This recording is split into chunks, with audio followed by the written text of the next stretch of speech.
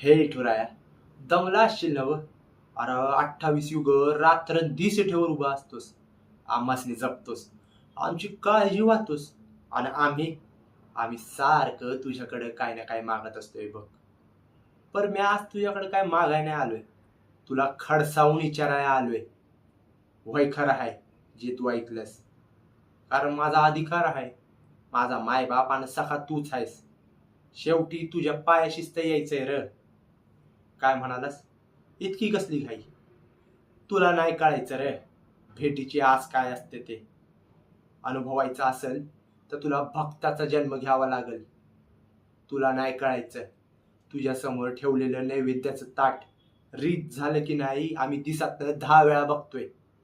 मात्र तू काही जेवित नाहीस, माझ्या अवतीभोवती वसतोस, पण सामोरी काही येत नाहीस. सौताच्या हाताने 2 घास भरवावे म्हटले तर समोर मांडी घालून बसत नाहीस, सारखा कमरेवर हात ठेवून उभा असतोस. काय करायचं तूच सांग आता.